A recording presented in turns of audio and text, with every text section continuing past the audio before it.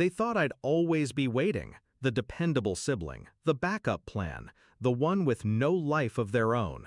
I still remember the exact text: no greeting, no warmth, just my sister's voice in pixels.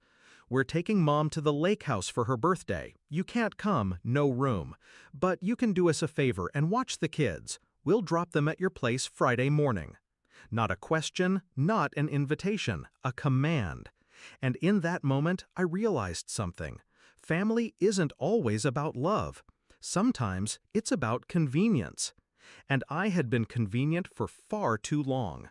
When we were kids, I idolized them. My older sister, my younger brother.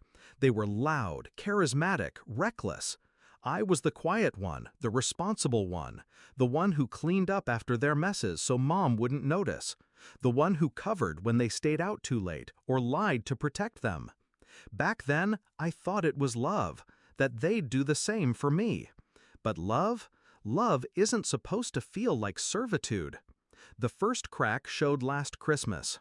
They organized the family dinner, and somehow I was the only one not asked to bring a dish. I was just told to host, scrub the house, cook everything, pay for the groceries, smile like it was an honor. I told myself it didn't matter, that it was family, that I shouldn't keep score. But then the lake house trip. The birthday I wasn't invited to, while they expected me to play unpaid babysitter. That's when the illusion finally snapped. I didn't argue, didn't beg, didn't even respond. I knew better than to fight their entitlement head-on. That only fed them. No, I needed something cleaner, colder. I waited, silent. And Friday morning, when they showed up at my door with 2 kids in tow, dragging suitcases and Starbucks cups, I was already gone. 3 hours earlier, I'd thrown a backpack in my trunk, locked my apartment, and driven out of the city with my phone switched off. No warnings, no explanations, just absence. When they knocked, when they called, when they stood there with Mom's grandkids crying in the hallway, I wasn't there to catch them. For once, their mess wasn't mine to handle. I can imagine the scene.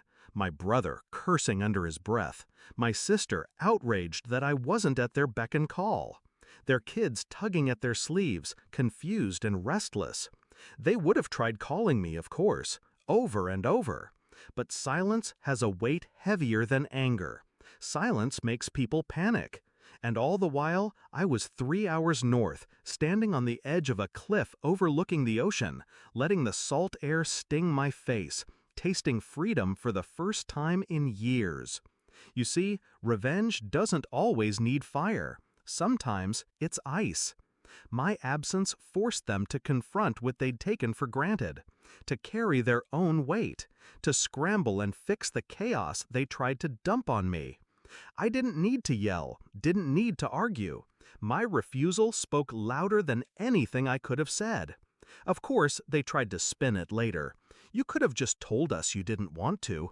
No, that's not how it works. Because if I had told them, they would have fought, manipulated, guilt-tripped. They would have twisted it back on me, like they always do. But silence? Silence gave them no weapon.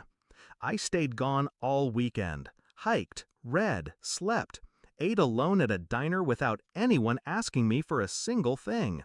And for once, I didn't feel lonely. I felt whole. When I came back, my phone lit up with messages, voicemails, some angry, some desperate, some dripping with guilt. I didn't respond to a single one. That was months ago, and since then, they don't ask me for favors anymore. Not because they've changed, but because they finally learned. I'm not the safety net, not the fallback, not the servant who waits quietly until summoned. I burned that role the moment I walked away. So when people ask why I didn't go to the lake house that weekend, why I didn't watch the kids, why I disappeared without a word, I only say this: sometimes the loudest way to say no is with silence. And that silence, it was the sweetest revenge I've ever tasted.